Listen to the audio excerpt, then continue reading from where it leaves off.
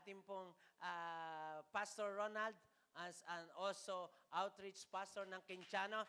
Let us welcome Pastor Ronald Furonda.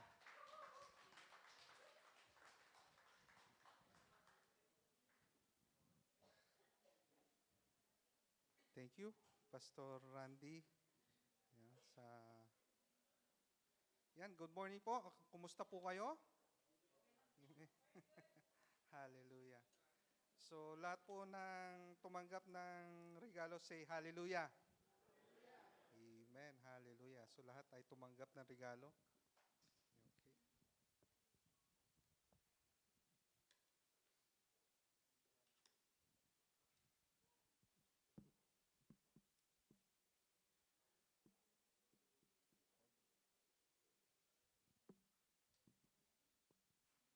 Okay. Okay, so kumusta ang bawat isa? Kumusta ang celebration ng Christmas Eve natin? Tayong mga Pilipino, pagka Pilipino Christmas, ang lahat ng Pilipino mahilig sa puyatan eh. We celebrate our Christmas from the first day of September to January 1. Ito yung ating longest celebration as a Filipino culture.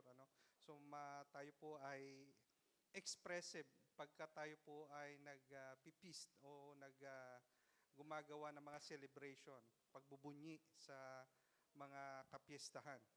Amen? So, na-express nyo na ba ang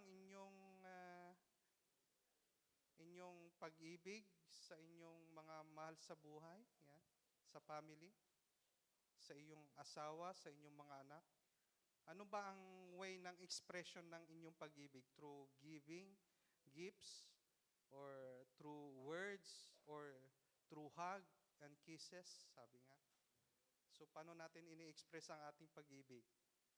Or anything message na pwede mo po nating ipahayag, So, paano tayo magsabi o magbigay ng ating pagpapahayag ng ating mga emosyon, ng ating pag-ibig, ng ating mga material blessing, para ipakita na we care, we love each other. So, ito yung way kung bakit po natin isinicelebrate ang biyaya ng Diyos sa ating buhay. Not only Christmas and every way, that Christmas is a sign that God loves us, giving us Christ to give us hope. Ito yung biyaya na meron tayo ngayon sa ating Panginoon. Nasa lahat po ng tumanggap sa ating Panginoong Hesukristo, each one of us has hope. Yan. Meron po tayong pag-asa because we receive God, Christ our Lord and Savior. Amen? Hallelujah. So, yan. Mahalaga po na, di ba, kayo pa sa mga 40s, mga 40s, naalala nyo kung paano kayo nanligaw at sa mga may kalalakihan, at sa mga kababaihan, may asawa. O ganun din sa mga may mga kasintahan dito. Paano niyo ini-express ang inyong pag-ibig? Iba't tayong iba't ibang style po tayo, Tayong mga kalalakihan, we are bilang tao, bilang lalaki, tayo nagpapakita ng expression. Tayo yung nagbibigay pahiwatig. So men are born to express their life, feelings, yan, and even kung ano po yung gustong ipahiwatig. So, of course, hindi lang naman ng lalaki, ganun din naman sa babae kung paano sila magmahal. Di po ba?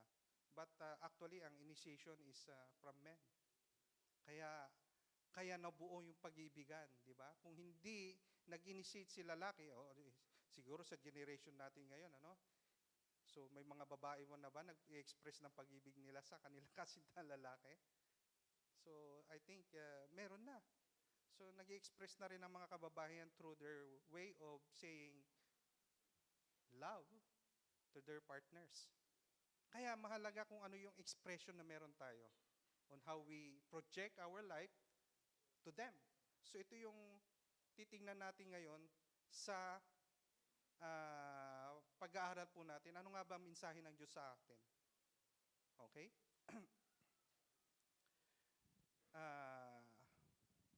Magay Worship Wise Men Offering.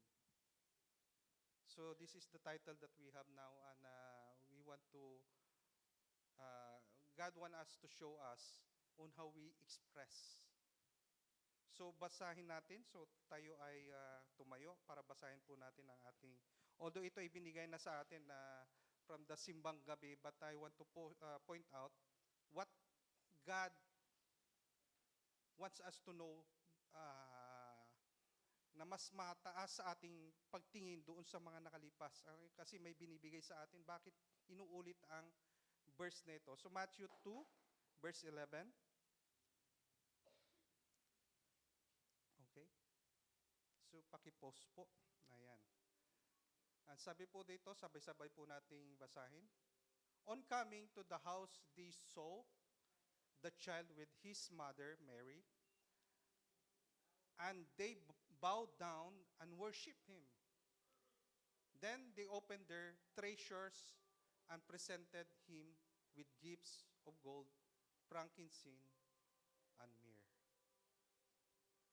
O dakilang Diyos, muli Panginoon, salamat o God sa araw na ito, Panginoon. Kaya po kami narito, O Lord God, to express our gratitude, our love, our obedience to you, Lord God. At kaya, Panginoon, kami narito because of love, Lord God. Because you give us hope. That is why we always come to this place to worship you. Because in observing our hearts is by obedience, Lord God. Kaya salamat, O Diyos, that you came to this earth so that you can give us the hope that we need, O Lord God. At salamat, O Diyos, sa biyaya mo, Panginoon. Kaya po kami narito buhay pa because you have still given us the purpose to express the love for others. Kaya Panginoon, on how we view this verse, Lord God, we want to know the deeper meaning of giving our expression to you and to each one of us, O Lord God. Panginoon, iparanas mo, O Banal Espiritu, Lord, give us the mind of God. Give us the heart compels to the love of God. Lord, we want you to know on how we project our love to you, Lord God. Our gesture, our giving, our life, Lord God. Kaya Panginoon, mangusap ka, Lord God, buksan mo ang aming kaisipan so that your deeper meaning of love will we receive today, O Lord God. Salamat, O Diyos. Muli, Panginoon, tanggapin mo ang papuri pagsamba ng iyong bayan. Pinupuri ka namin in Jesus' mighty name. Amen. Be seated. Hallelujah. So, Magay worship. Why Magay worship? And we know that verse, doon po ipinakita kung saan. Yan. So, napag-usapan po natin, it is inspirational dahil because po, meron po tayong sambang gabi and that message is linked to the message of Pastor Rodel. So may tatlo po siyang points tungkol sa kanyang pagtuturo tungkol sa sambang gabi, and that is the verse from 9 to 11 is yung ating verse for sambang gabi. And nag-instruct sa akin kung ano yung binibigay, ini-imprompt ng Panginoon sa atin so that we can have this message today. And verse 11 is giving us on how, please paki-post pa ho yung ating verse. Yan. Matthew 2:11. At makikita po natin, by coming, yung tatlong magay, Hindi po bagay, magay, because the word magay is from the Greek word. Yan. At ang yung from the word magay, from the English word, from the word came from the word magus. So Greek word, ito po yung tinutukoy na yung mga magus is wise men. And bakit po ko sinabing wise men offering?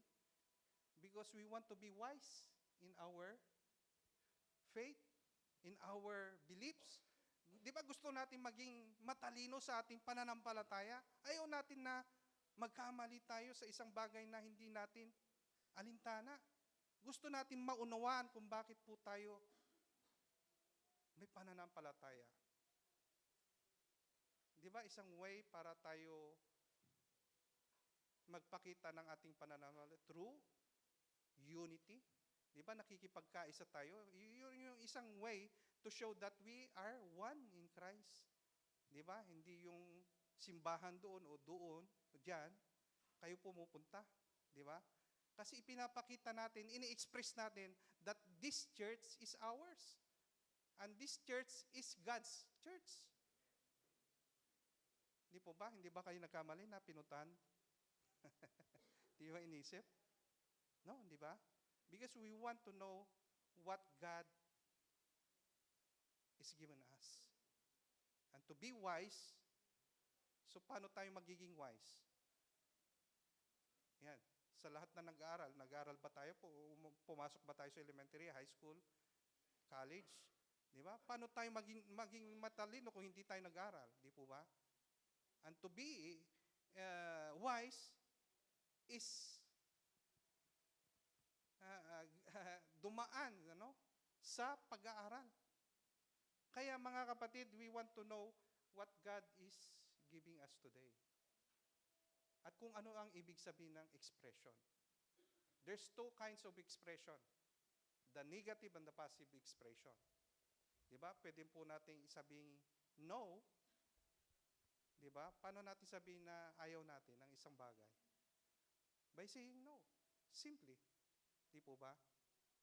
Kaya sometimes, ang mga ibang tao, kung hindi unawa ang isang bagay, nagsasabi ng no, hindi, ayaw. Di po ba? It is still part of expression. Amen? So, ipinapakita natin na ayaw natin ang isang bagay. Eh kung gustong-gusto mo ang isang bagay, di ba? Na-express, napapakita natin bodily expression. Eh nung tayo ay nanliligaw, mga kalalakihan, may paluhod-luhod pa tayo, pataas-taas pa ng engagement ring. Very expressive.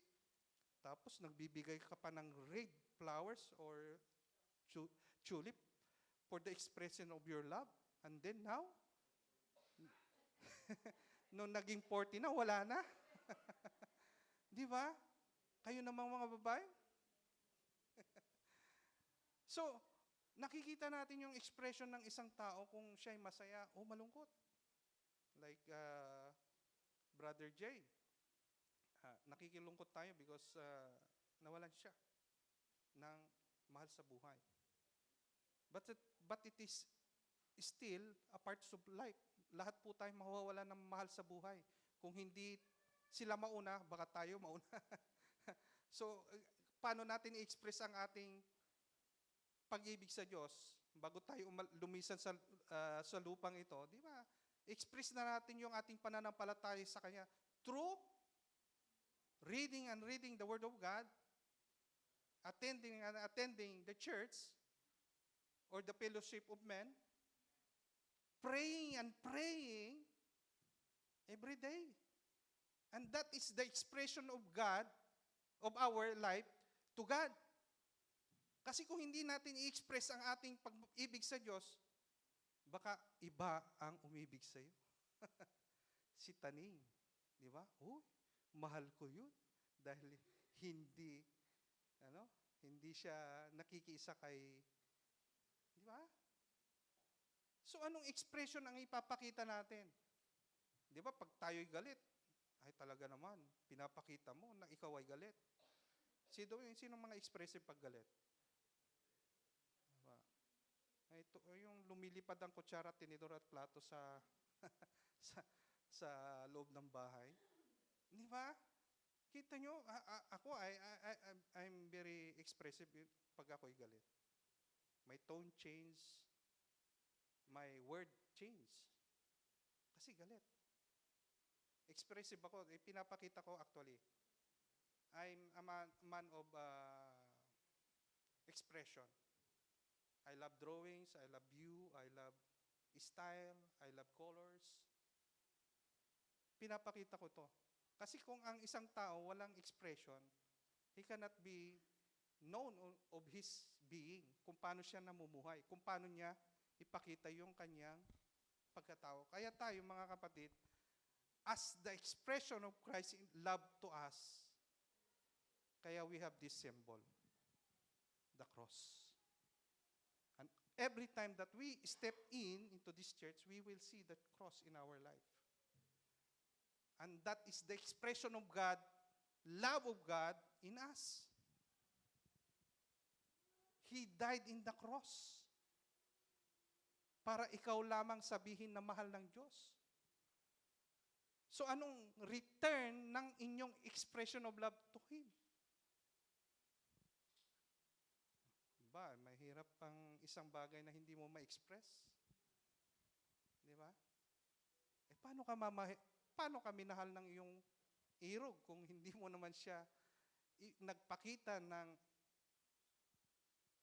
ng feelings? Di ba? Lalo na kung hindi mo siya nasabihan ng, paano kaya humantong na ikasal? Kung walang expression ng pag-ibig sa inyong dalawa. Di ba? Napaka-importante ang expression. God show His whole life to be nailed in the cross. Pero ito yung nawawala sa ating isip pagka tayo ay nasa mood of happiness. Lalo na pagka nasa family gathering ka, nawawala na yung sometimes hindi mo na mabanggit si Kristo sa iyong buhay. O kaya sa mga taong, kahit mga kaibigan mo, group, yung circle of friends mo, minsan hindi mo mabanggit si Kristo eh. Mas gusto pa nating sabihin yung mga joke na pwedeng kumiliti sa inyong mga kaibigan. Pero si Kristo mahirap nating banggitin. Bakit kaya? And sometimes, pagka tayo ay lugmok na, tsaka lamang pupunta sa gitna, nagpapatira pa, Hail me Lord, save me Lord. Into his, last minute of his life, her life. Di ba marami tayong nakikita, expression, very expressive, kita nyo. Pag nag-altar call, we express our being nakikiisa to the call. Kaya maraming pumupunta, but yung expression, it's really, totoo nga ba na ito yung expression of your love to God? Ay makikita po natin kung saan level ang pag-ibig natin sa Diyos. And through expression, we will see each one of us kung ano yung level ng ating pananampalataya sa Panginoon. So sabi nga po dun sa so hindi ko nang babanggitin, isa-isahin yung lines ng verse 11. Ang theme po natin is an expression of love to God through obedience and action. So we believe that faith without works is dead. So paano makipapakita ng buhay na pananampalataya kung hindi mo ini-express? Yan. So ilang beses na natin na-express yung ebanghelyo sa ibang tao para sila man din ay makaranas na nito. Because born again is an experience, hindi po ito religion, but it is the experience of every believer who comes to this church and receive and experience the glory of God to his life or to her life. Lahat po tayo. So, paano natin maipapakita ang ating pag-ibig? So, number one, sabi po ay So ang team po natin, ulitin ko, the expression of love of God through the obedience and the action. So kailangan po yung action, may gawa, may bunga, yung ating pananampalataya. Hindi lamang po tayo nakikinig whole time of our life, sitting down and hearing the Word of God, and walang result ng bunga ng pananampalatayang yon. So kailangan magbunga, mayroong expressed, answered doon sa ating mga tinanggap na aral. Ang dami pong every week, we have marami po tayong gatherings every week.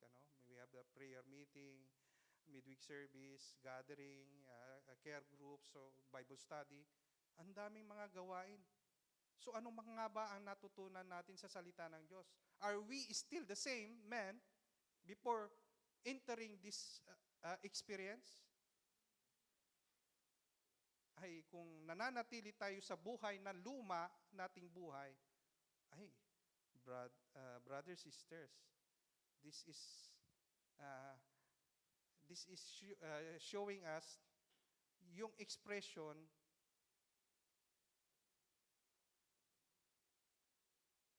ay wala tayo. Kaya hindi tayo, sabi nga, kababanggit lang ni Pastor Randy, no? Kaya hindi tayo nagkakaroon because hindi tayo humihingi. On how we ask God for blessing, it is also an expression. Tumingin lamang po tayo sa ating kapaligiran, ang ating bundok, araw, snow, kung nag-i-snowman sa inyong lugar, ang mga puno, ibon. Di ba? It is an expression. Kita nyo, ang building hindi pari-pariho. At ang mukha natin hindi pari-pariho. Ano? Because it is the expression of God's love to us. Ang bagay na ipakita natin on how we say that we love God in our life. Amen. John 14:15. If you love me, keep my commandments. This verse connect love, obedience, and action as an expression of faith.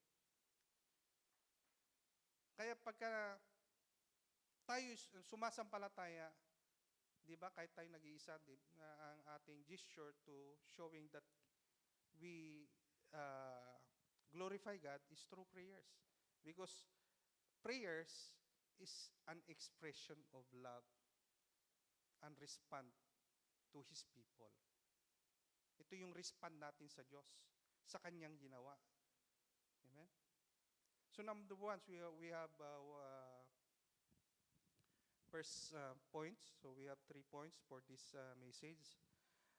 So number 1 is expression of love for God is shown through obedience. Amen. So, nakikita nyo ba yung reaction natin o kung tayo ay, di ba lahat po tayo ay may mga magulang o tayo ay may mga anak sa may mga anak. Di ba pagka tayo ay tinatawag ng ating magulang, so ano yung answer natin? O tayo ay pinapangaralan o binibigyan ng isang tungkulin. So na expression ng inyong tugon sa kanila o tugon natin sa kanila. If we say yes, we do the task that God that our parents given us. Gagawin natin yung gampanin na ibinigay sa atin ng ating mga magulang. Kung ayaw naman natin gampanan, di ba? Hindi tayo kikilos. Ayaw natin sundin. And that is the expression of saying no. So may dalawang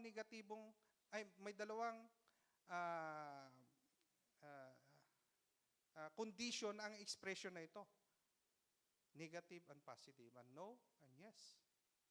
Kaya mahalaga na yung pagtugon natin is being, kung tayo ay tumutugon sa Diyos, we say yes every time God calls us. And pag ito yung naririnig natin na panawagan sa atin, of course, we have to answer yes. And we express it that to God, yung ating pagsabi ng oo.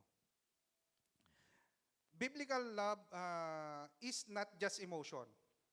It is a demonstrated through obedience. When we obey, we show that our love is genuine and rooted in trust. Di ba pagka tayo ay umibig, ah, may kaakibat na pagtitiwala. Because the elements of love is trust and obedience.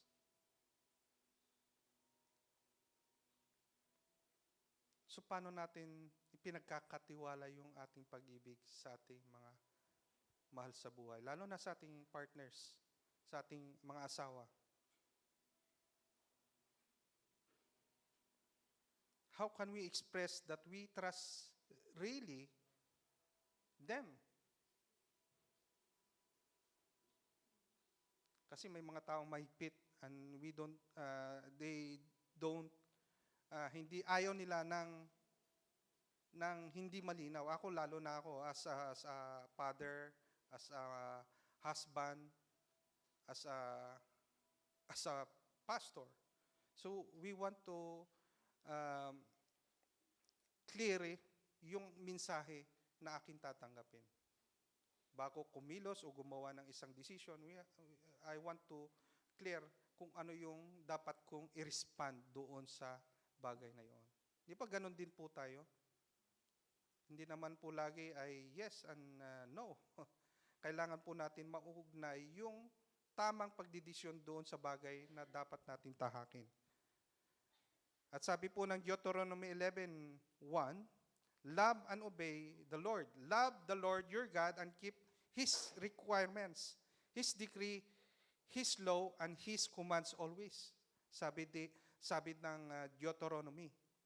So, bakit ko binabaybay ang bagay na ito kung ang ating text is Matthew 2:11 and the three kings? Bakit nga ba yung tatlong hari na galing sa pagkalalayot, sabi nga, ang isang mga theologian says that 100 miles. At yung pagtuturo ni Pastor Rodels ay isang way para makita natin yung bagay na yon. Bakit nga ba sila pumunta? Sila'y kilala at tanyag doon sa kanilang mga lugar. Because they believe in Christ, the Messiah. And their expression is to go that place so that they can give their worship. Not only worship, but their material blessing. Sabi nga ng Bible is their treasure, yung kanilang kayamanan. Tayo nga, paano nga tayo magbibigay ng expression of love sa Panginoon? Minsan nga, tinatamad tayo, sarap pa matulog.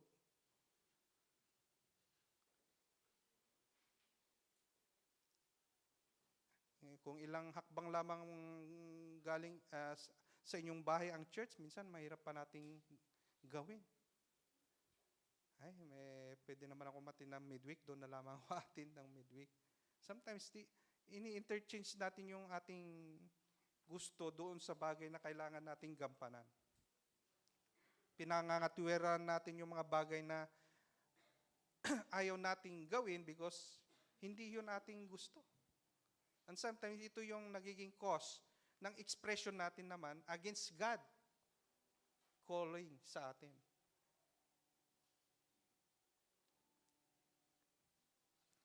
Kaya kita nyo, and even the three magi, kaya tinawag silang magus because they are wise people.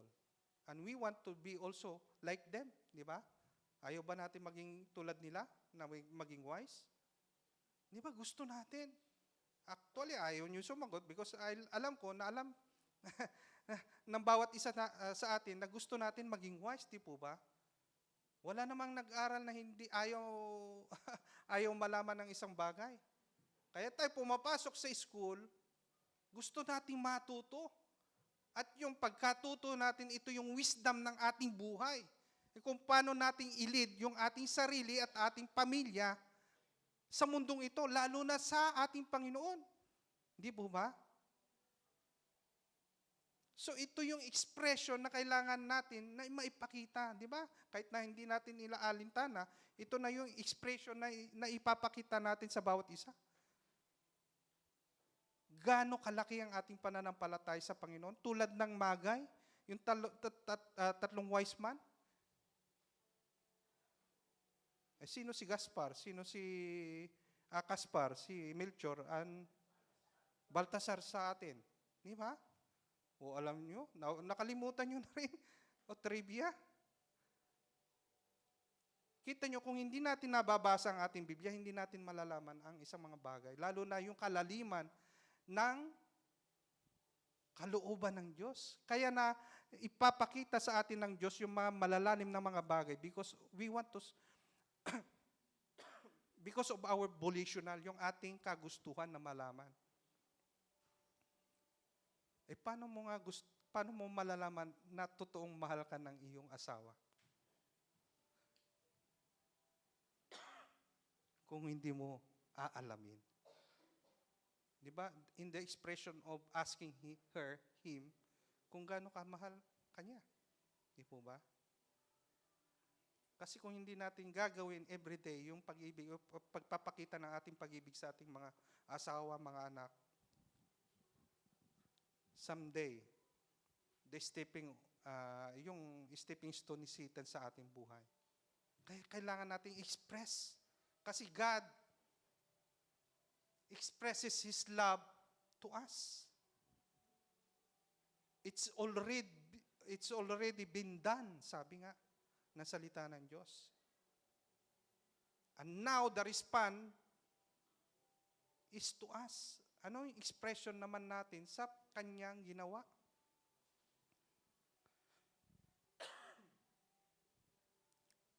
John 14:21.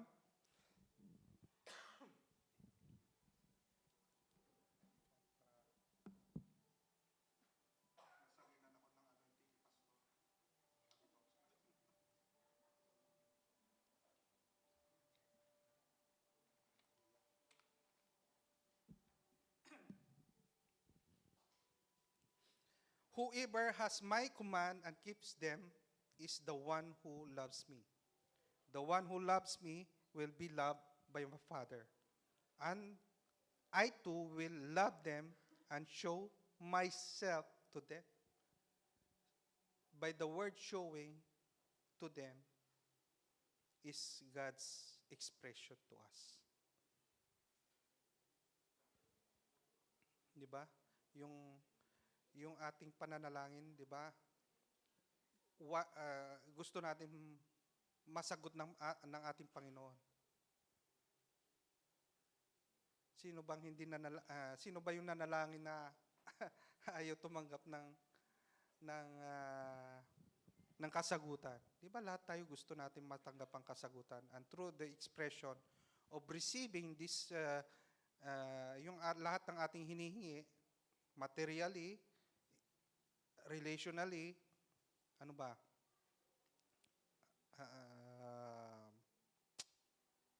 Ano pang ibang gusto nating matanggap? Alam ko, every year, materially, nag-i-increase yung ating mga gamit, lalo na sa bahay, kita nyo, wala na kami daanan. Sumasakit na yung aking mga tuhod sa kakabunggo. So, kasi, materially, ito yung gusto ng tao. Physically, this is what our physical needs. But emotionally, naipapakita ba natin? Yan. Spiritually, naipapakita ba natin, lalo na sa Panginoon? Because we are spiritual people, we need the result of the spiritual blessing to us. So wag po tayong manangan lamang sa material na bagay dito sa mundo. It is temporal, itong mga bagay nito. But yung spiritual, eternal, ito yung magpakailan-kailanman. Kaya the word eternal is from the spirit dimension, and the word of God is the spirit world. So kailangan po natin ituon yung ating paningin sa spiritual world dahil dito tayo mamumuhay magpakailan-kailanman. San sa dalawang kaharian?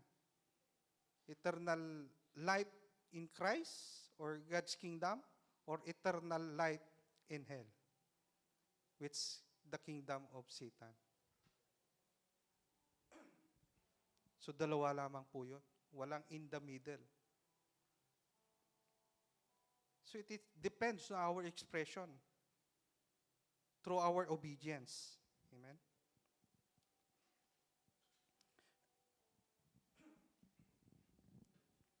Okay? Obedience is not a burden. It is a loving response to who God is.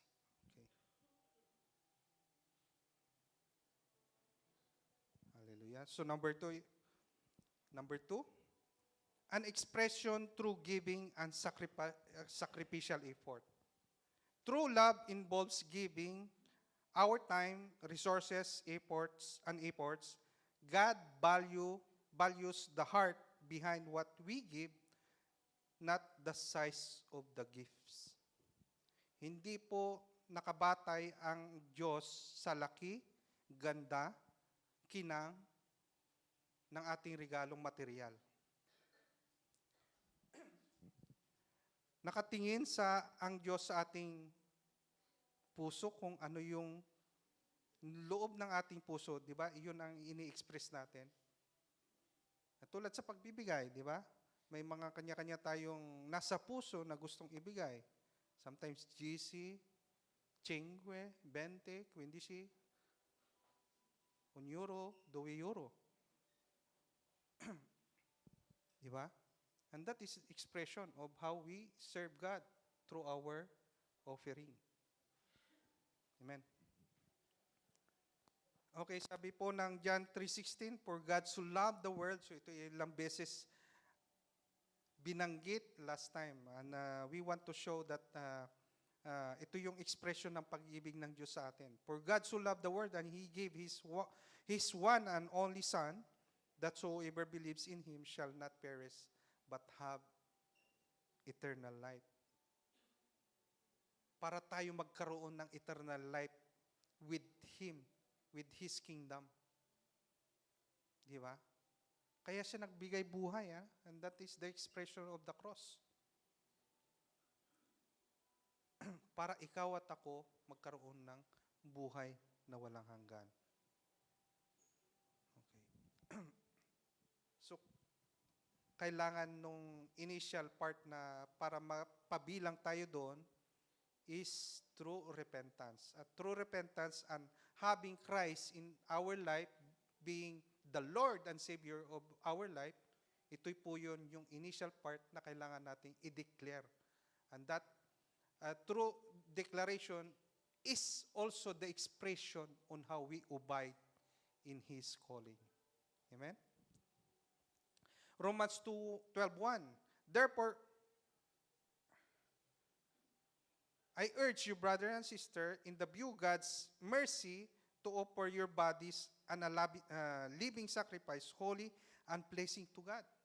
Kaya nung tayo tumanggap, ang kalooban ni Pablo ay magamit ang ating physical na ito sa ikaka-glory ng ating Panginoon. So, paano natin i-express yung glory ito sa ating Panginoon?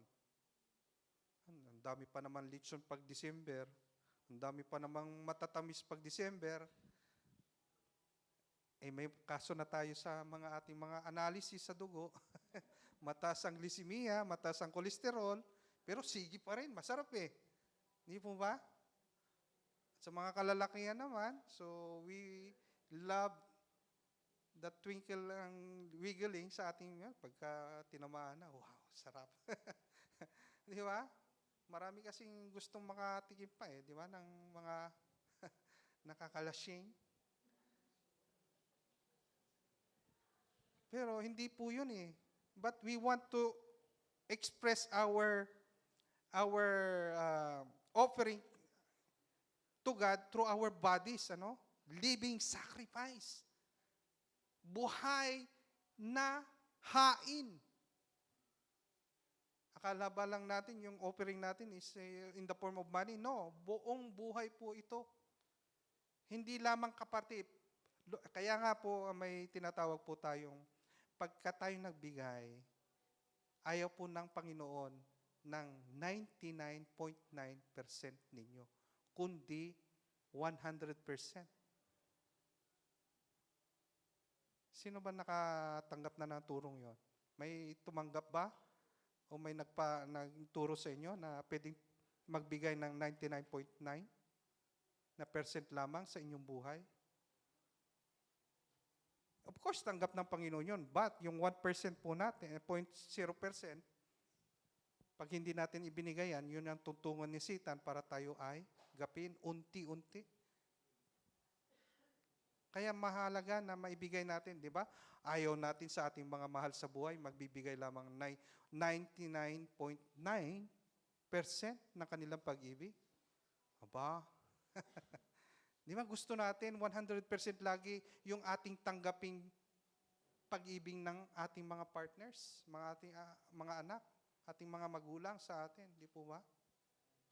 So ganun din ang Diyos, mga kapatid. God is holy, so we have to be holy. We serve our God through our action sa ating physical. Kaya ingatan natin ang templo ng Diyos. This is the real church. Each one of us, the church of God. And our body is the temple of the Holy Spirit that dwells in us. Kaya pagka tayo nagkakamali, nagkakasala, nakukonvict tayo. Kita nyo, mga taong walang conviction, patuloy sila sa paggawa ng masama. Marami tayong nababalitaan sa TV, di ba?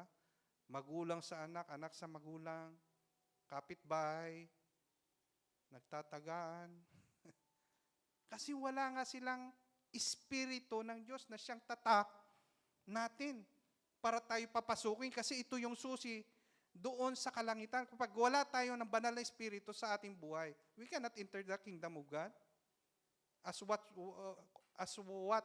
everyone wants. Di ba? Gusto natin lahat makapunta sa paraiso kung nasa ng Diyos. Tapos hindi natin maibigay ang points 100% natin. Actually, we are already trash in the sight of God. Ni-revive lamang tayo ng Diyos, binigyan tayo ng Espiritu so that we can serve Him. But wag nating sayangin yung nalalabing panahon na ito na siyang napakaikli para i-consume natin sa gusto natin. But what God wants to us is to serve Him with all our life, body, and soul. Kaya alay natin ang ating buhay 100%. Huwag na po tayong mag-reserve ng 0.01% sa ating buhay. Giving the effort are practical expression of love that reflect God's own generosity toward us. Giving an effort. Pag sinabing effort, so gumagawa ka, kahit na ito'y mahirap, di ba? Yung effort mo para express yung ating pagkakaisa, pagsunod, pag-ibig natin sa ating Diyos, ganun din sa ating kapwa. So number 3, an expression of love becomes an expression that transforms others. An expression of love becomes an inspiration that transforms others. So, ang inyong expression of love ba ay nagiging inspirasyon sa iba? So, paano natin maipapakita that we are God's people? Totoo nga ba na tayo'y anak ng Diyos? And paano natin ma-express ito sa ibang tao? Paano para sila ay makaranas din kung ano yung naranasan natin? O para maging disciple din ng Panginoon? Di po ba? So ang ating kailangang gawin ay maipakita yung inspirasyon na ito sa kanila upang sa gayon maging daluyan din sila ng pagpapala. Kaya our love should be an inspiration to transform others. When we love God sincerely, our lives inspire others. Our faith becomes visible through good works and like Christ's character. So dapat po yung ating mga output, yung ating mga output ng ating tinanggap mga turo, lumalabas sa ating mga kilos, sa ating pananalita, sa ating mindset, sa pagtingin kung ano yung dapat nating i-project sa kanila. Paano mo nga natin maipapakita ang Kristo sa ating buhay kung nananatili tayo doon sa lumang buhay natin? Kaya kailangan ng pagbabago. Di ba? Pagka tayo ay kay Kristo, tayo bagong nilalang na. Paano natin mapapakita yung bagong tayo? Kung tayo ay hindi gumagawa o umaalis sa dati nating ginagawa. Dapat may pagbabago doon sa lumang buhay na meron tayo noon. Yung magagalitin, yung matungayaw, yung nag-i-enjoy sa kalayawan, nag-i-enjoy sa alak, sa mga green jokes. Kung hindi tayo umaalis doon, walang pagbabago. So, ano tawag sa mga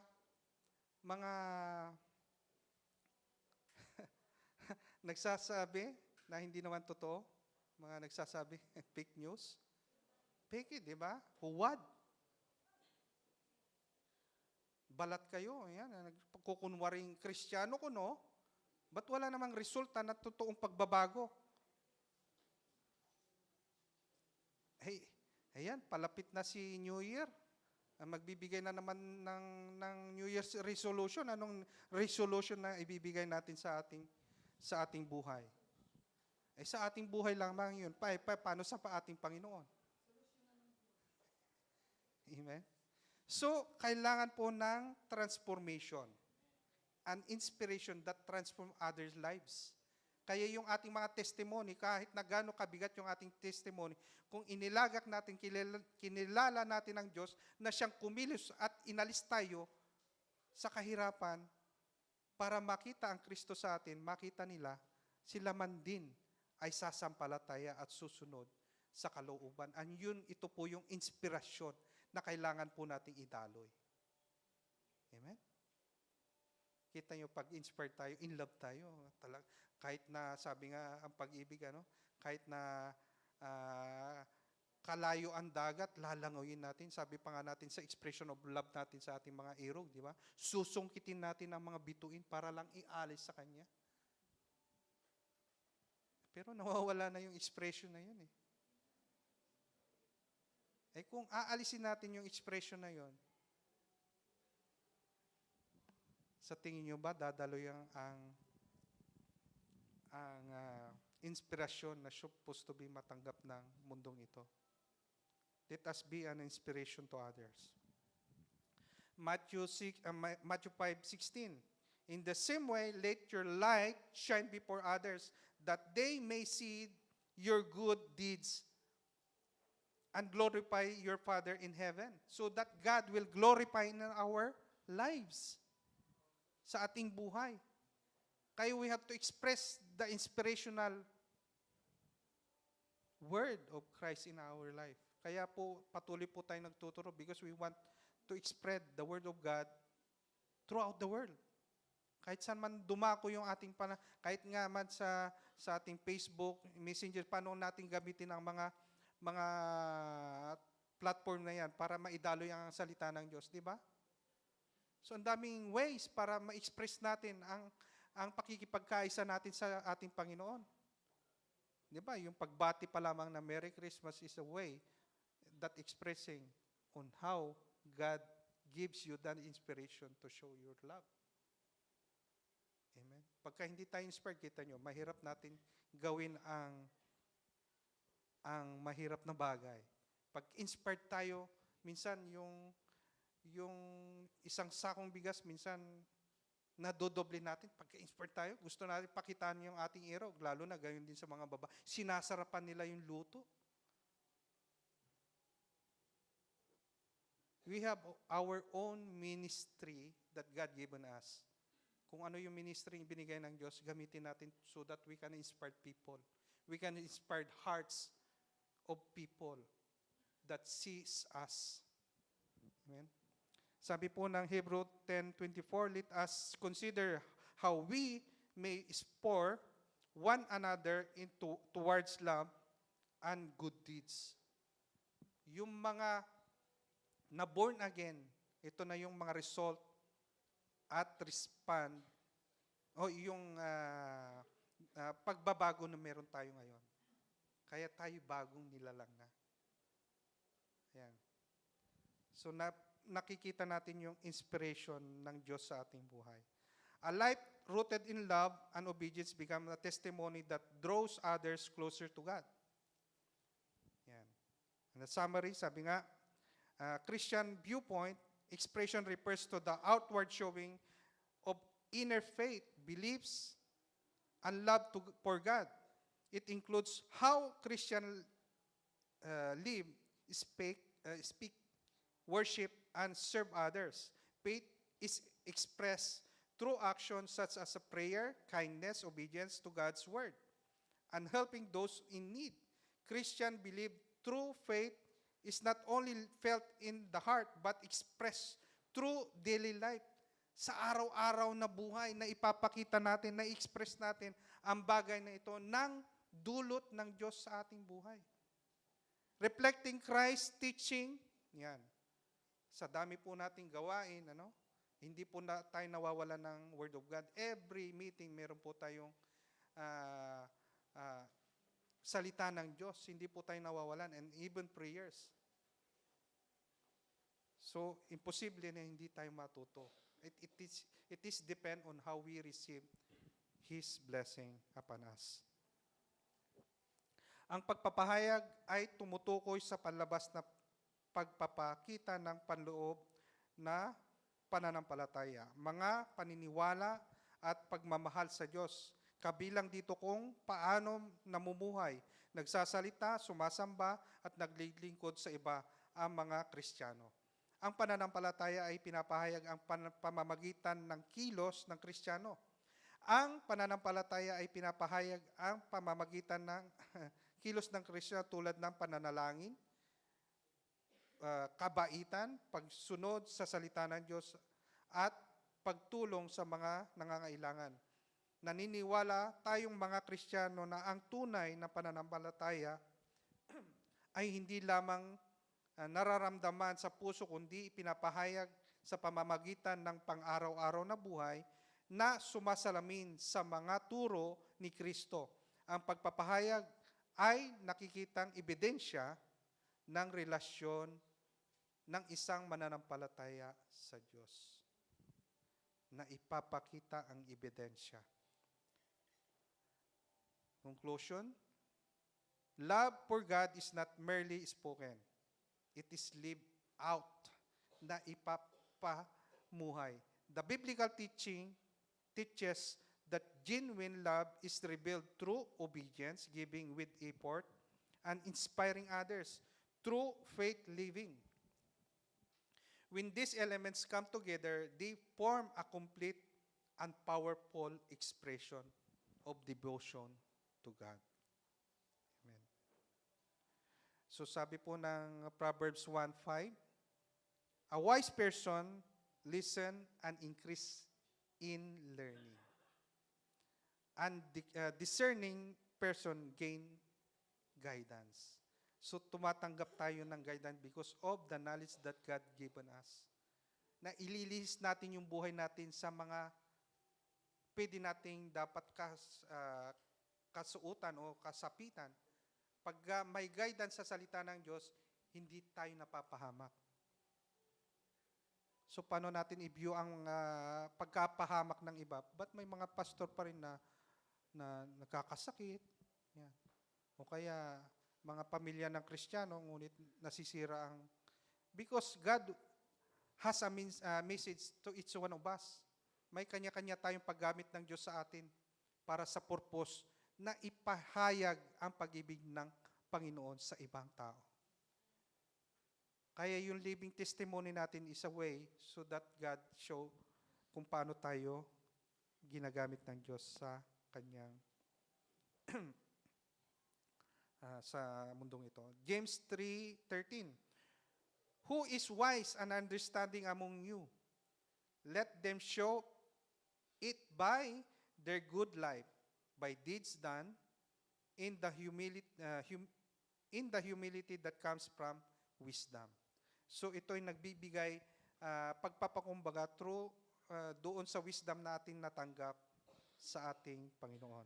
Colossians 3:17, so last verse.